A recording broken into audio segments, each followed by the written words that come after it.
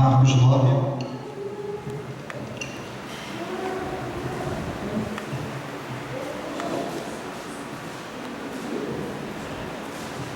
Evangelho segundo Marcos, capítulo 9, do 17 até o 29. Culto das causas impossíveis. Marcos, não? Evangelho de Marcos, capítulo 9, versículo 17 e versículo 29. Sabe que velho com letra pequena não combina, né? De repente eu estou aqui me enrolando. Marcos, capítulo 9, versículo 17 em diante. Vamos até o 29. Amém? Eu vou ler enquanto os irmãos procuram. Tudo bem, Vera Augusta? Falei, já gravando plaquete. A palavra de Deus nos diz assim: um dentre a multidão respondeu: Mestre, trouxe-te meu filho possesso de um espírito mudo, e este, onde quer que o apanha, lança-o por terra, e ele espuma, rilha os dentes, trinca, e vai definhando. Roguei aos seus discípulos que o expelissem, e ele não puderam. Então Jesus lhe disse: ó geração incrédula, até quando estarei convosco? Até quando vos sofrerei? Trazei-me. E trouxeram-lhe. Quando ele viu Jesus, o Espírito imediatamente o revolvia-se, espumando. Versículo 21. Perguntou Jesus ao pai do menino: há quanto tempo isto lhe sucede? Desde a infância, respondeu. E muitas vezes o tem lançado no fogo e na água para o matar. Mas se tu podes fazer alguma coisa, tem compaixão de nós. Ajuda-nos. Versículo 23. Ao que lhe respondeu Jesus: se podes, tudo é possível ao que crê. Repita comigo: tudo é possível ao que crê. Mais uma vez: tudo é possível ao que crê. Avançando, versículo 24. E imediatamente o pai do menino exclamou com lágrimas: eu creio, ajuda-me na minha falta de fé. Vendo Jesus que a multidão concorria, repreendeu o espírito imundo, dizendo: espírito mudo e surdo, eu te ordeno, sai deste jovem e nunca mais torne a ele. E ele, clamando, agitando-se muito, saiu, deixando-o como se estivesse morto, a ponto de muitos dizerem: morreu. Versículo 27. Mas Jesus, tomando-o pela mão, o ergueu e ele se levantou. Versículo 28. Quando entrou em casa, os seus discípulos perguntaram-lhe em particular: por que não podemos nós expulsá-los? Respondeu-lhes: esta casta não pode sair senão por meio de oração e jejum. Amém? Então, os irmãos, por gentileza, tenham a vontade de se assentar. Irmãos, não vou me ater em muitos testemunhos pessoais, vou me ater mais na palavra, para ficar em conformidade com o horário, porque eu não quero cansar muitos irmãos. Até porque, fazendo parte desta reunião, uma parte importantíssima, tem um lanchezinho depois do culto. 9h30 tem um lanche para os irmãos. Sempre vai ter, em nome de Jesus. Enquanto o Senhor prover, sempre vai ter. Eu só vi um aleluia da irmã, algum outro crente pode dar. Esse é o povo. Crente não bebe e não fuma mais, só raça para dar glória a Deus. Aí eu estou vendo, tem conversão mesmo. Irmão, pode dar, vai ter um lanchinho, pode dar um glória a Deus. Amém. É esse, irmão, esse é o sentimento do crente. Você não vai de uma forma, vai de outra. Mas tu tem que ir para o céu de qualquer maneira. Queridos, o que são causas impossíveis? Tudo aquilo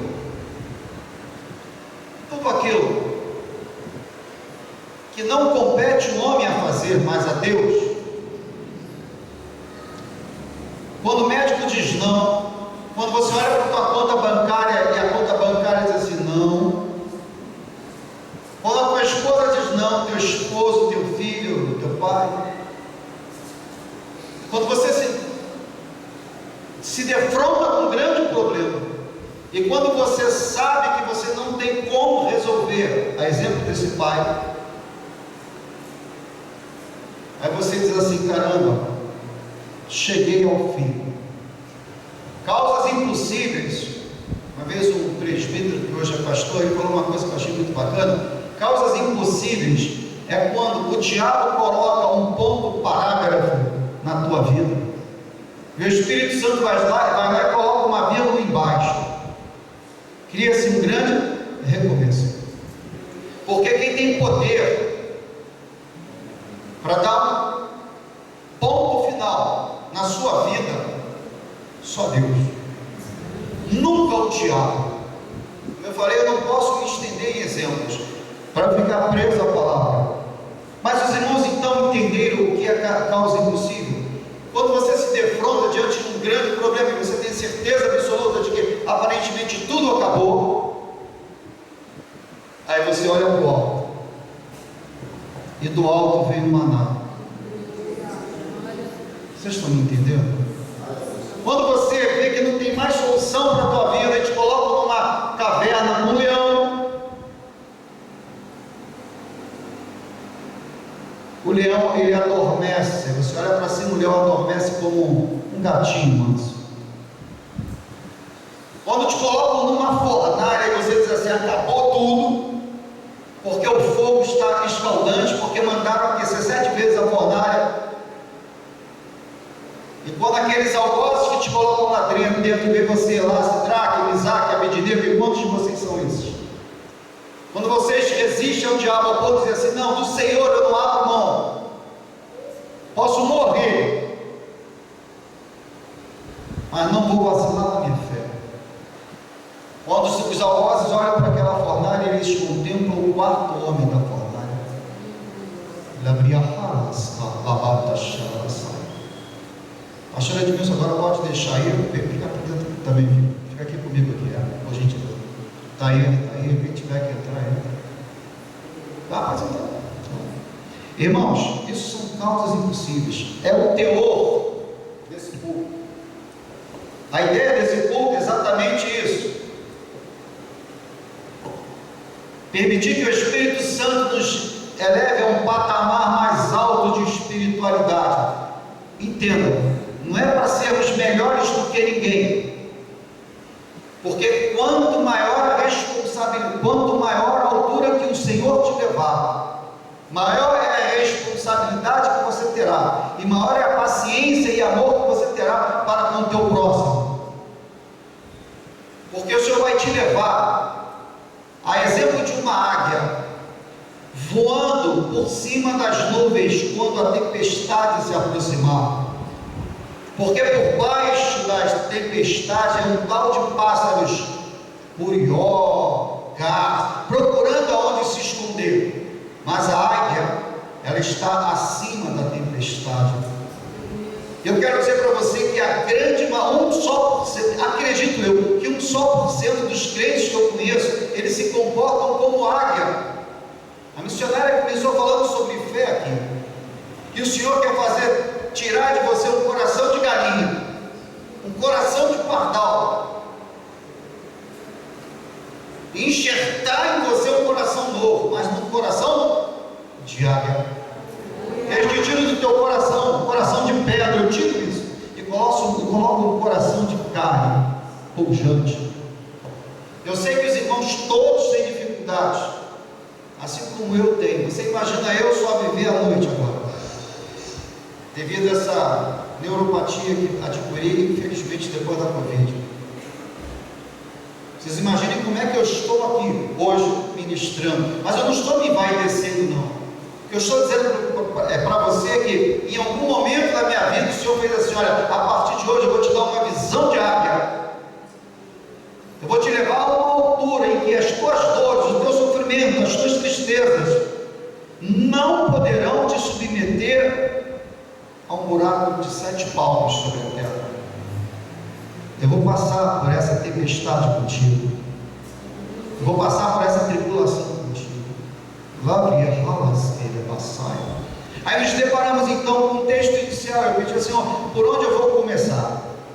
E o Senhor me deu essa mensagem. Eu quero colocar para você o seguinte: estamos diante de um pai aflito, porque ele tinha um filho,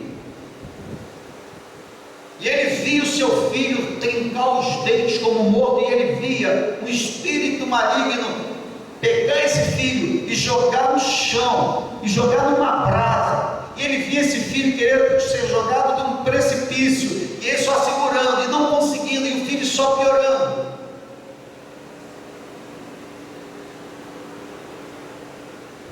Irmãos, quando a dificuldade é comigo, em mim, quando a dificuldade é em você, você pode acreditar, já dói, mas quando ela é num filho, só entende isso quem tem filho. Eu falo para o meu filho Rafael, tu só vai entender as dores que eu sinto por você, rapaz, quando você for pai.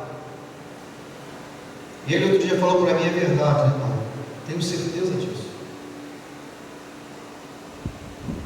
As noites sem dormir,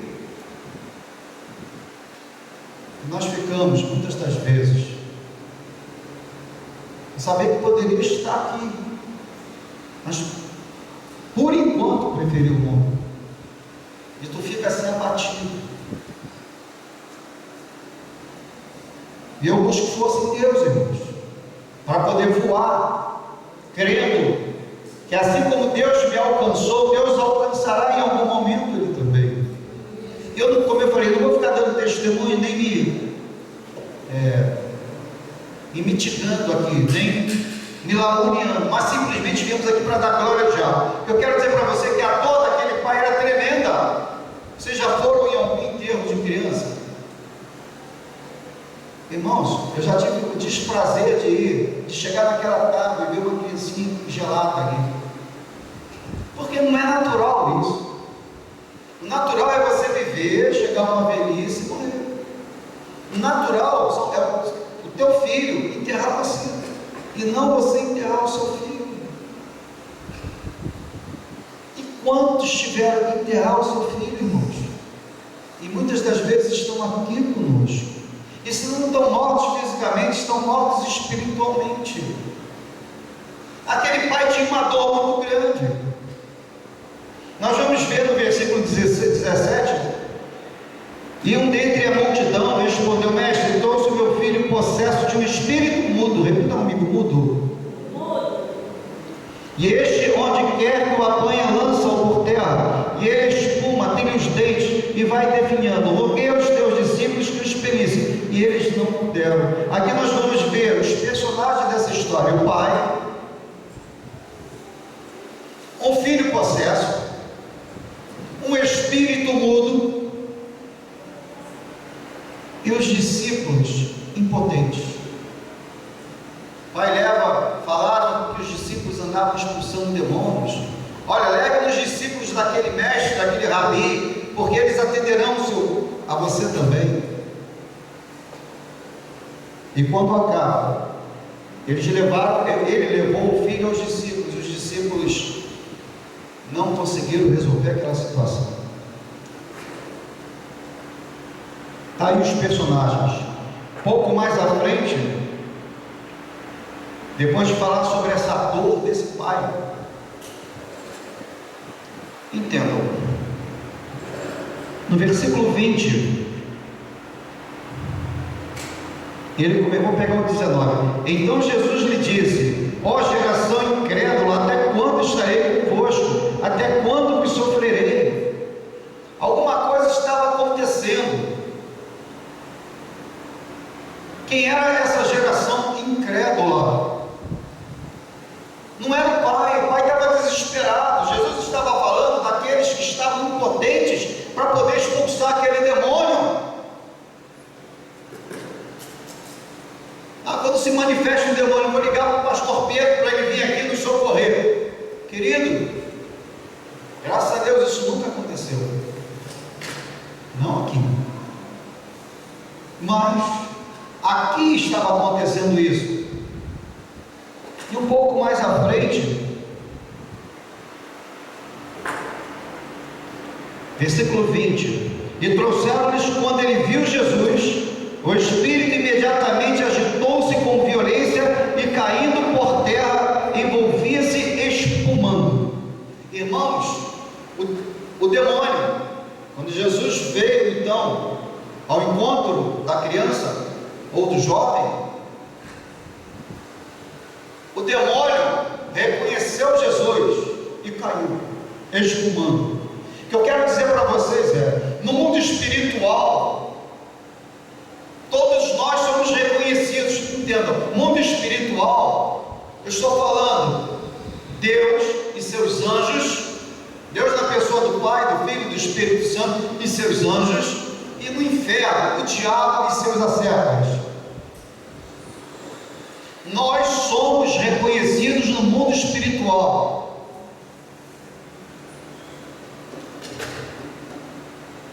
O diabo olhou para Jesus e aquela criança espumou e caiu no chão. Uma das primeiras experiências que eu tive, rápido, eu saía de uma igreja em Vila Valqueire. Nessa época eu devia ter uns 28 anos, e nós vimos ali tão felizes porque estávamos cheios da graça de Deus. Era um culto parecido com esse, e quando fomos seguindo a rua Namur, perto de onde a Leila mora, tinha umas crianças brincando. E quando eu fui passando pela rua, na frente dos meus irmãos, a criança veio correndo, parou no meio da rua, olhou para mim e caiu, se tremendo toda e gritando e falando como homem. Eu não fiz nada, eu só vim alegre com os irmãos. Quando eu parei para dar um atendimento àquela criança, a mãe saiu correndo, olhou para mim, pegou e levou para dentro. Eu lembro disso até hoje, porque a dor daquela criança foi a minha dor. Em quantas situações nós nos deparamos, sem precisar nos identificar, o diabo fala assim: você veio aqui para me destruir. Então, no mundo espiritual, nós somos reconhecidos por parte dos anjos de Deus, por parte também de Satanás. Aquele demônio reconheceu Jesus. Será que você é reconhecido como no mundo espiritual? Os exorcistas que estavam lá expulsando o demônio em nome de Paulo, porque via ali como uma fonte de renda, 5 irmãos expulsando o demônio. A Bíblia diz que o demônio bateu em todos os 5, rasgou todos os 5, e todos os 5 tiveram que fugir.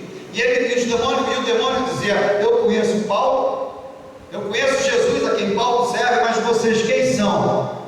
Quem é você que canta aqui nesse louvor? Quem é você que sobe aqui para ministrar essa palavra? Quem é você que adentra aqui na igreja para receber de Deus o que Ele tem para te dar?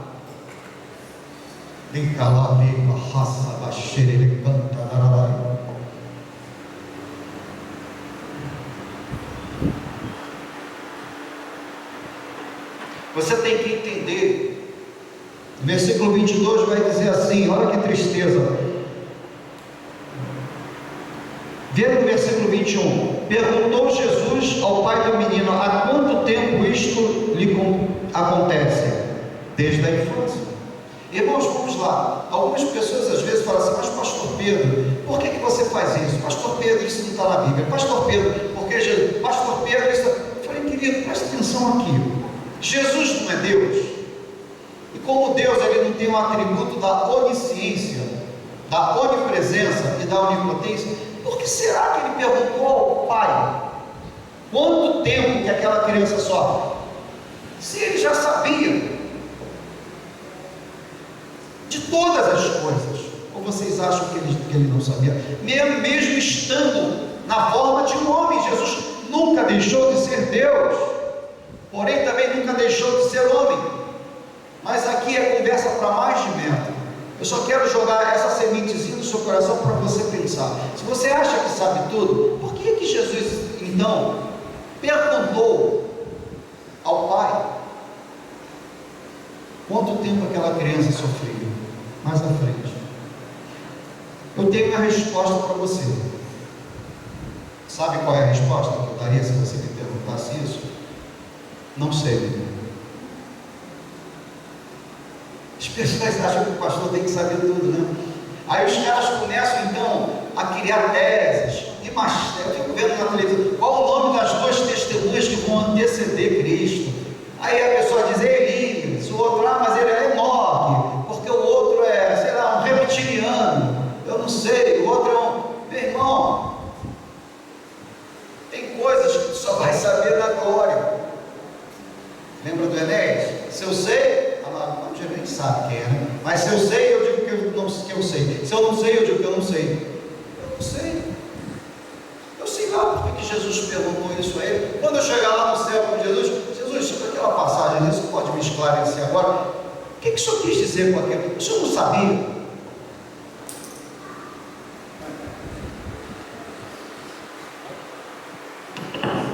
Um, dois. Entenderam? É simples. Você não sabe, você não sabe, eu não sei. Aceita a ideia. Não vem com ideia estapafúrdia, não. Versículo 23. Bom, versículo 22, né?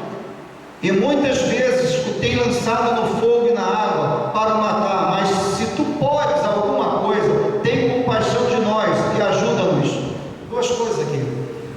Irmãos, Alain, ministério de Satanás: matar, Edmilson, roubar e destruir. Mas implicitamente eu poderia parafrasear esse versículo sem adulterar a Bíblia e dizer: judiar a pessoa.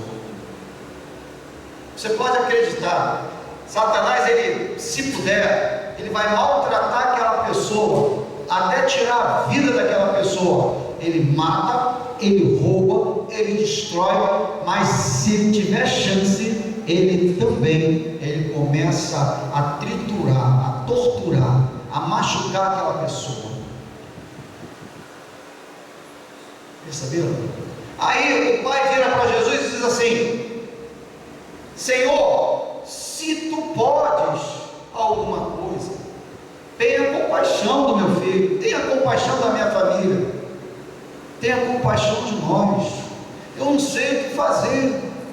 Irmãos, dependendo do que você estiver passando hoje, tu pode acreditar, em nome de Jesus, daqui a um ano me cobre isso. Seja lá qual for a prova que você está passando hoje, daqui a um ano estaremos juntos. Porque as provas vêm e elas vão. Você não tem as respostas, mas Jesus tem a resposta.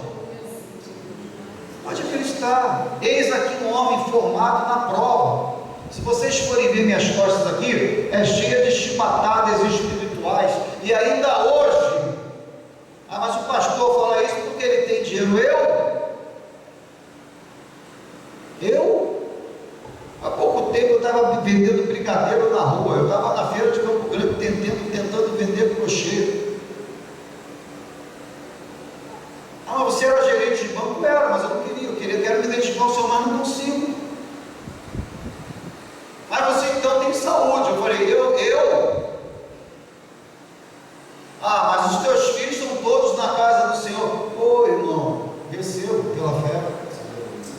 Mas o teu ministério tem milhões de pessoas, você deve ficar rico com os dízimos. Irmãos, olha os milhões de pessoas que vocês estão vendo aqui. Talvez até junte ali e dê o resto, complemente. Não tem nada disso, irmãos. Só nós temos aqui amor pela obra. E nisso já estamos chegando a 40 anos. Não são 40 dias, nem meses. Já tivemos algum momento de refrigério, minha esposa? Mas é assim, as provas passam. Se tu podes, perceba, lá Jesus repreendeu a incredulidade. Aquela pessoa chegou perto de Jesus debilitada, irmãos.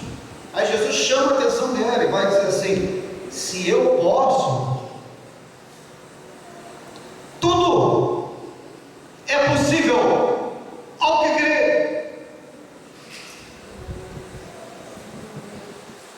Repita comigo: tudo é possível ao que crê. diz assim: Senhor, eu creio, mas eu estou debilitado, a minha fé está depauperada. Senhor, até para crer em Ti eu preciso da Tua ajuda. E Jesus fala assim: fecha aqui, fechou. Era isso que eu queria ouvir você falar. Você foi humilde o suficiente para dizer que até para crer em mim você precisa da minha ajuda. Jesus quer que você reconheça as tuas debilidades e não a tua religiosidade, porque tem muita gente dizendo hoje que crê, mas não crê.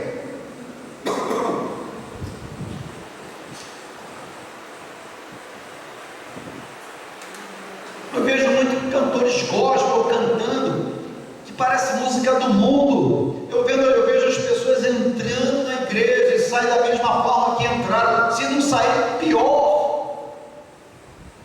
Eu não vejo mais. Eu cresci no evangelho vendo os paralíticos, vendo expulsões de demônios, vendo morto ressuscitar. Como eu falei, não vou dar testemunho nenhum agora. Me perdoe, a gente está olhando para o relógio. Como eu falei, eu estou me regulando para saber até onde eu posso ir. Mas eu quero dizer para ti nessa noite, seja lá qual for o seu problema, se você não tem fé para acreditar que Deus é poderoso para resolvê-lo, peça fé a Ele, porque até a fé Ele te dá, e te dá em abundância. Deus tira você de um nível e leva você para um outro nível de espiritualidade, crente, porque aonde você está é um nível ainda que Paulo chamava de criança. Eu quero levar a vocês comidas espirituais fortes, mas eu tenho que dar leitinho. Pedro falava isso também, mas dar leitinho espirituais a vocês ainda estamos no beabá, porque delegamos Jesus a segundo plano em nossas vidas. A mulher vai embora, o homem se suicida ou sai da igreja. O homem vai embora, a mulher entra em depressão, não sai da igreja. Não vou largar a igreja, meu marido foi embora. Eu me deparei com uma situação certa vez assim, que a mulher entrou para a igreja para o marido voltar, porque uma macumbeira tinha tirado o marido dela. E eu falei, vamos começar. E ela era grande, quando ela caía demoniada, meus irmãos, tu não imagina, 3 homens de um lado, 3 homens de outro, ninguém segurava aquela mulher, só o poder de Deus. Eu não lembro o nome dela. Ela saiu da igreja e falou assim: eu não vou ficar mais aqui não, já estou 1 mês e Jesus não resolveu meu problema. Ela foi na macumba para tirar meu marido de mim, então eu vou voltar para a macumba para tirar o marido dela de novo, voltar meu marido para mim. Ela foi.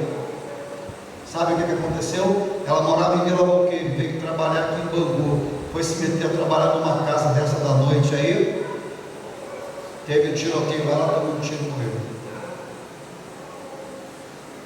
Eu falei, eu não vim para dar testemunho, não vou me alongar muito. Eu quero dizer para você que Jesus quer que você creia nele, para que ele possa transformar esse impossível que hoje te trouxe aqui numa verdadeira possibilidade que vem dele, para que você dê honra e glória a ele e não a mim, e não ao homem, e não ao gerente de um banco,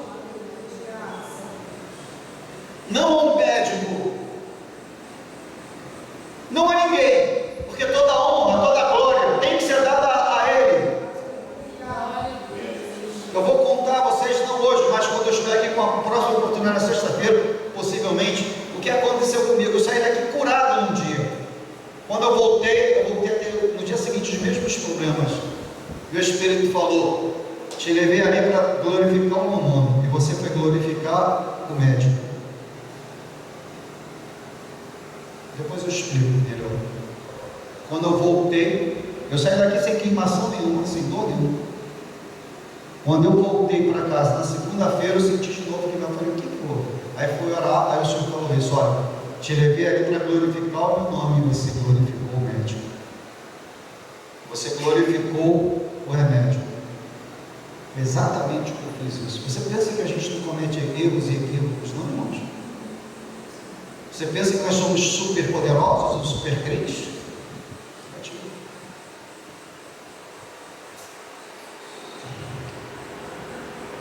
Tudo é possível ao que crê em Jesus. Imediatamente o pai do menino exclamou com lágrimas: eu creio, ajuda-me na minha falta de fé. vendo Jesus que a multidão corria, repreendeu o espírito imundo, e o espírito mudo e surdo ele falou, né? Espírito mudo e surdo, eu te ordeno, sai deste jovem e nunca mais tornes a ele. Lembra que em muitos processos de libertação a gente fala assim, olha, sai e nunca mais volte. Demônio mudo e surdo. Eu servi Satanás 25 anos da minha vida. Ele pode colocar uma doença numa pessoa física, ele pode colocar uma doença numa pessoa mental, ele pode levar uma pessoa ao suicídio. Não, mas eu já vi pessoas dizendo, não, mas Deus não ia permitir isso com seus filhos. Tá bom, aí eu falei assim, defina quem é filho de Deus. Evangelho de João, capítulo 1, versículo 12, vai dizer assim: filhos de Deus são aqueles que creem em Jesus Cristo como seu único Salvador. Uma coisa é ser criatura, outra coisa é ser filho. Mesmo sendo filho, as batalhas acontecem. Quantas vezes minha esposa teve para morrer nesses últimos 10 anos? Nesses últimos 7 anos? Está aqui.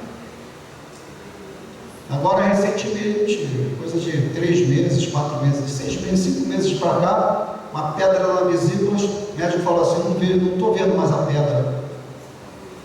Aí ele falou, mas eu estou. Ela falou, não está, não estou, mas eu estou. Não está, senhora, eu trabalho há 18 com isso, não estou vendo umas pedras nenhuma, como que só está de brincadeira comigo.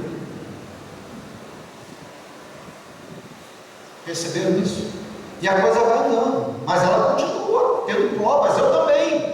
Avançando um pouco mais, o que eu quero dizer para você é que o diabo ele pode tocar nas suas finanças. Não fica você no centro da vontade dele, não, irmãos, que você dá um direito legal a ele de te tocar, e não adianta botar a culpa em Deus, a culpa possivelmente está em você.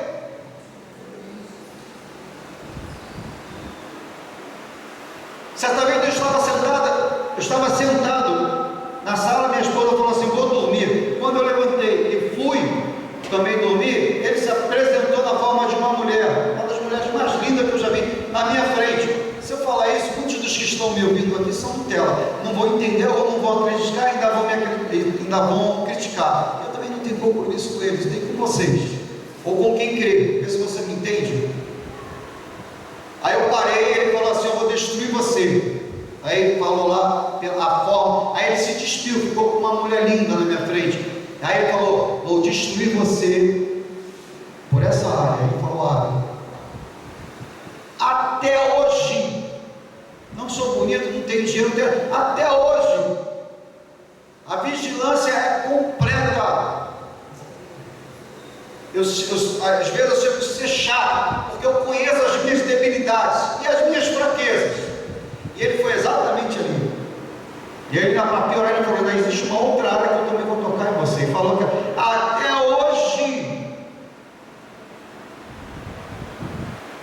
até hoje, eu tinha uma empresa uma vez, certa feita nessa empresa, eu falei, a gente vai falar sobre Deus aqui dentro, não viu, aqui isso é uma empresa, quer falar sobre Deus, a gente vai falar na igreja. Aí quando eu entrei para dar aula, eu olhei para uma moça que estava na minha frente, quando eu olhei e vi o que estava nela, eu voltei do escritório e falei para minha mulher, essa moça vai me procurar, vamos manter firme, pede para ela me procurar na igreja. Não deu outra, ela chegou lá, me pediu para procurar, para falar comigo. Eu sabia que era para orar por ela, mas eu achava que eu tinha que desassociar a igreja do meu trabalho. Aí a minha mulher falou para ela, procure meu marido na igreja, ele só vai estar, mas é porque eu dava aula, irmãos, das 7 da manhã às 10 da noite. Aí eu virei para ela e falei assim, aí minha esposa foi embora, a moça foi embora, nunca mais a vi.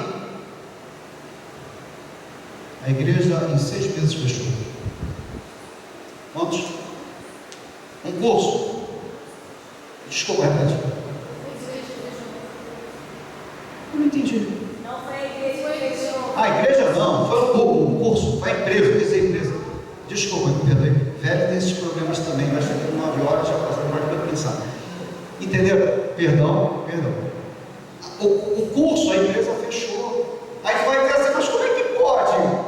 Mas você não tem fé? Mas você não tem isso, não tem aquilo? Sim. Quem mandou você, eu, desassociar a minha vida profissional da minha vida espiritual? Eu nunca mais fiz isso na vida do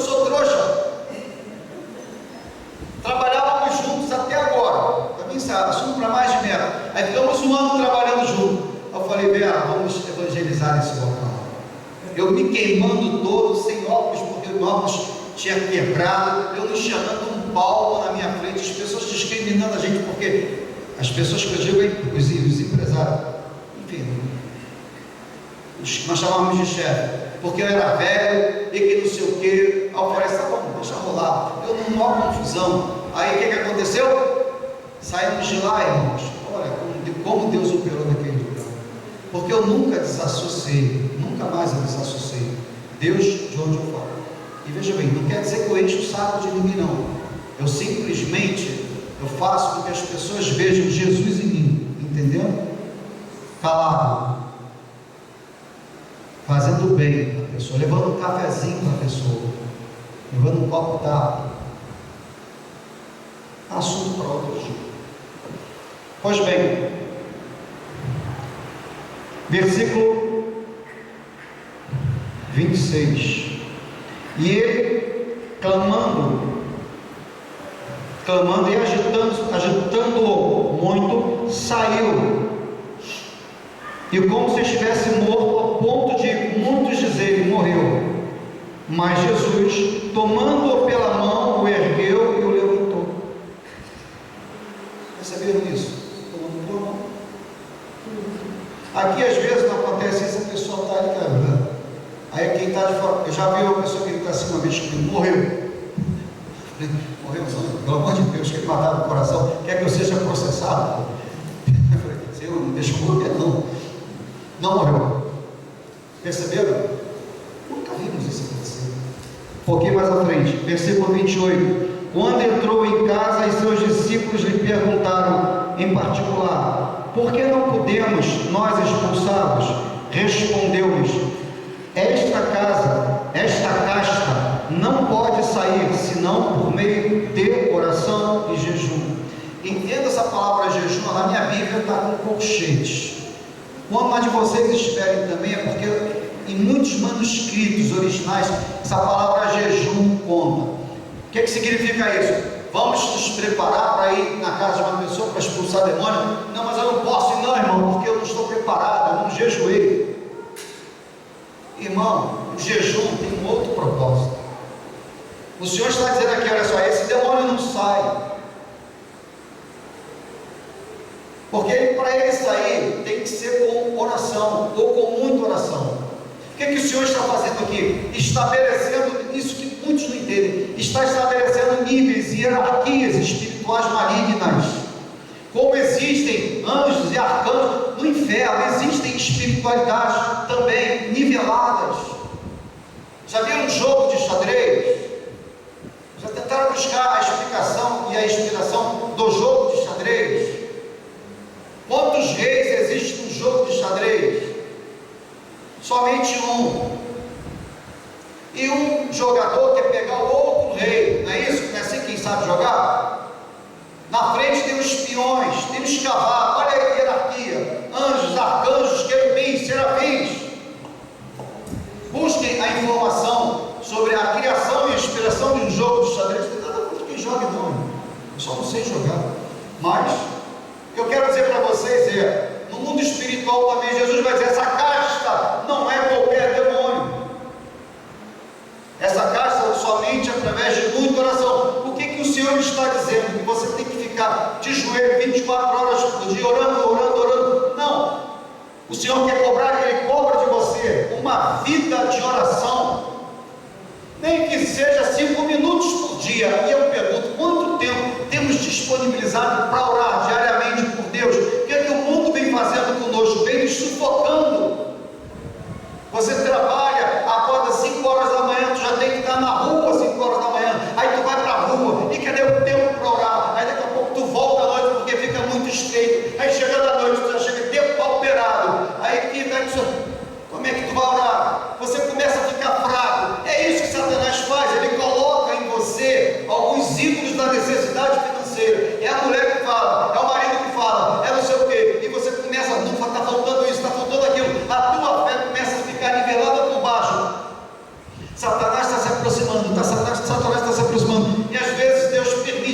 meu caso, em alguns momentos eu parar no hospital, ou com a Vera, ou comigo, para eu refletir no sentido da vida. Às vezes eu entro em prova, não é porque Deus não me ama, não é porque Deus Ele é fraco para se opor ao diabo, não é porque o diabo tem, é porque Deus permite, porque nesses momentos são os momentos, irmãos, que eu paro e reflito sobre a minha vida. Senhor, o que seria da minha vida sem a minha esposa aqui nesse hospital? O que adianta ser um gerente de um banco? O que adianta ser um motorista de um Uber, me expondo a um risco desnecessário? O que me adianta ser um policial? O que me adianta? Salmo 127 vai dizer assim, vai dizer exatamente isso: em vão vigia o sentinela, se o Senhor não guardar a cidade. Não adianta você trabalhar, se o Senhor não encher a tua despesa. Perceberam? E a gente fica, eu estou falando isso porque eu passo por isso. Muitas das vezes eu sou freado pelo Espírito, não é porque Ele não me ama, mas é para que eu entenda que é Ele que vai resolver o meu problema. O meu sustento vem dEle, a minha cura vem dEle, a minha libertação vem dEle, a salvação dos meus filhos vem dEle. Vocês estão entendendo? O impossível pertence a Ele. Eu não consigo trazer, pelas minhas palavras, pelas minhas atitudes, um filho para a igreja hoje. Então o que me resta? É sair da igreja? Não, é ficar nela em oração, esperando o mover de Deus, porque está escrito que pela minha fé serei salvo, não somente eu, mas toda também a minha casa. Está escrito na palavra, e se está escrito na palavra eu creio. Foi o que a irmã falou aqui ainda há pouco. Causas impossíveis, o Senhor está te levando para uma área onde não existe impossibilidades, onde você vê tudo como bênção.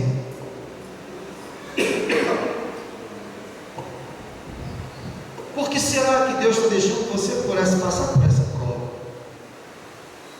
Já experimentou pensar nisso? Será que Deus não quer dar um novo sentido à sua vida?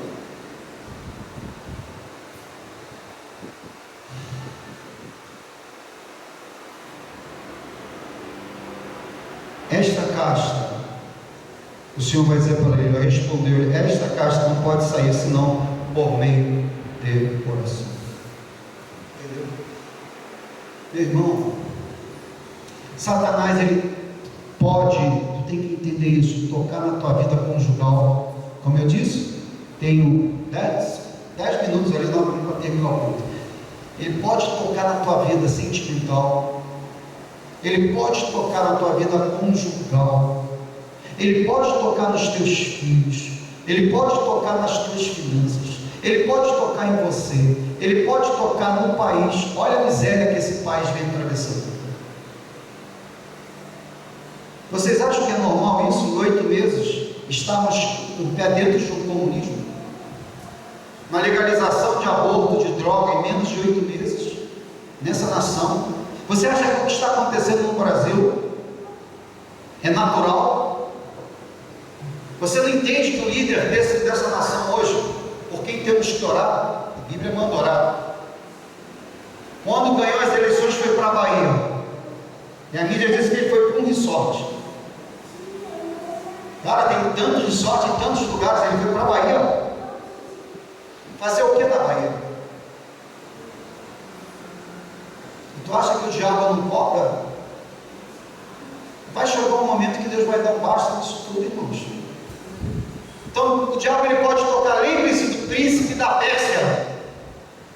Daniel não estava orando e o anjo veio para trazer a mensagem, mas o príncipe da Pérsia, a potestade, o principado, algo de autoridade estava ali sobre ele. Se Satanás pode se colocar diante de uma nação para impedir que as bênçãos de Deus venham, tu acha que ele não pode se colocar entre você e a bênção de Deus?